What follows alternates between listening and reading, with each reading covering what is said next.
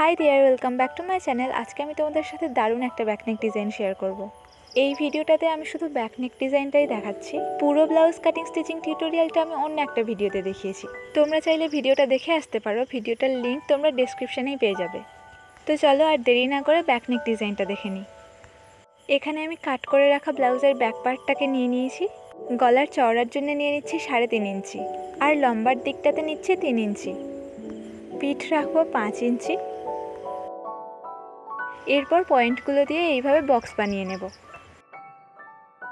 এরপর ওপরের ছোট বক্সটা দিয়ে এইভাবে রাউন্ড শেপের গলা বানিয়ে নেব।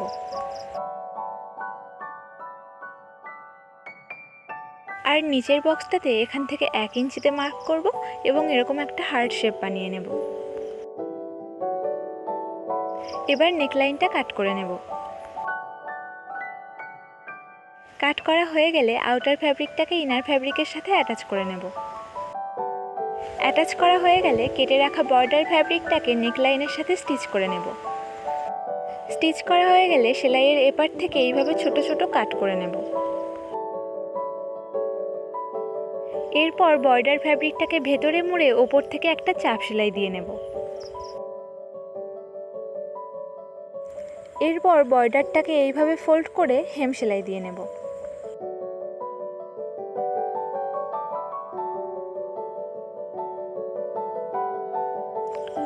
এরপর 3.5 ইঞ্চি চওড়ার একটা ফ্যাব্রিক নিয়ে এইভাবে ফোল্ড করে নিয়ে ধার থেকে সেলাই দিয়ে নেব।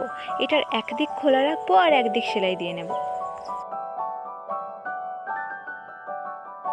এরপর জোড়া দিক থেকে ফিতেটাকে উল্টে নেব।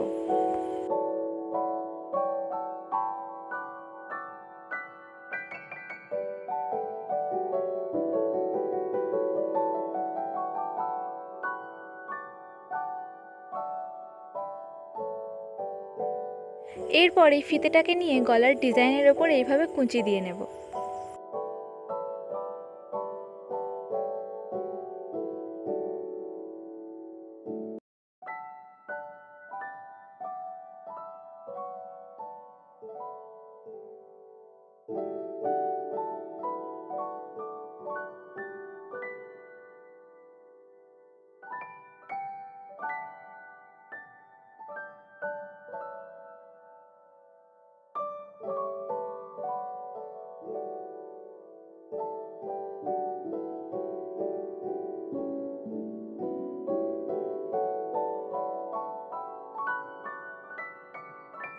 কুচি দেওয়ার পর 1 ইঞ্চি চওড়ার একটা কাপড় নিয়ে নেব এবং এটাকে ফোল্ড করে নিয়ে সেলাই দিয়ে নেব। এটার এক দিকটা খোলা রাখবো আর এক দিকটাকে সেলাই দিয়ে নেব। এরপর জোড়া দিক থেকে একটা মোটা সূচের সাহায্যে ফিতেটাকে উল্টে নেব। এরপর ওই কুচিগুলোর মাঝখান থেকে ফিতেটাকে স্টিচ করে নেব।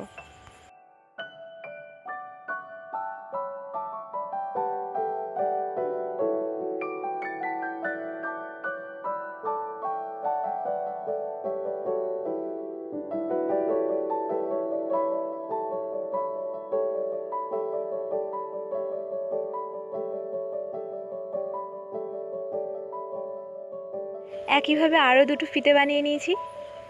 এরপর 2.5 ইঞ্চি চওড়া আর 10 ইঞ্চি লম্বার একটা ফ্যাব্রিক নিয়ে তার চার ধারটাকে এভাবে সেলাই দিয়ে নেব। এরপর হাত সূচ দিয়ে এটার মাঝখান থেকে নর্মাল রান সেলাই দিয়ে নেব। এরপর সুতোটাকে এইভাবে টেনে নিয়ে ফিতের সাথে অ্যাটাচ করে নেব।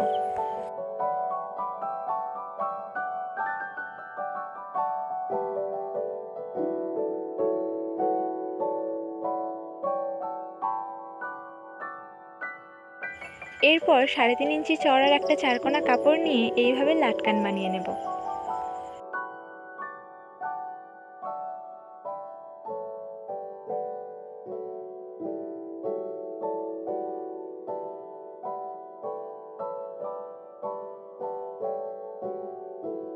একইভাবে আরও দুটো লাটকান ফিতের সাথে অ্যাটাচ করে নেব।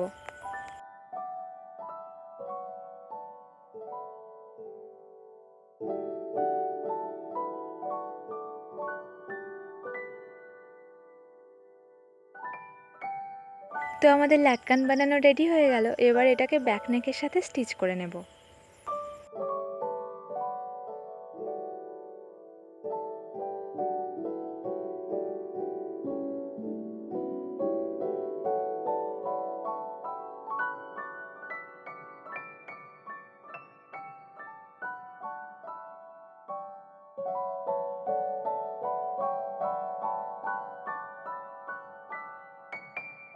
ফিতে দুটোকে একদম ধার থেকে সেলাই না করে একটু দূর থেকে সেলাই করব, তাতে করে ডিজাইনটা ভালো ফুটবে।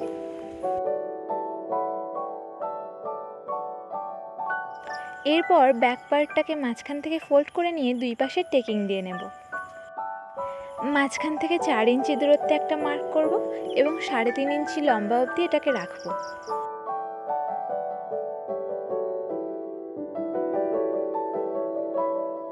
এরপর এটাকে ফোল্ড করে সেলাই দিয়ে নেব।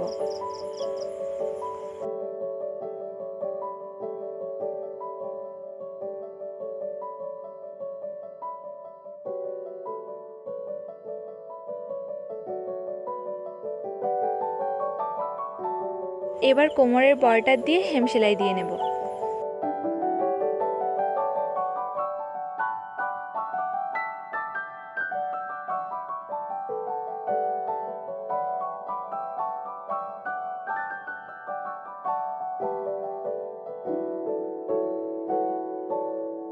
তো আমাদের ব্যাকনেক ডিজাইনটা পুরোপুরি রেডি হয়ে গেল।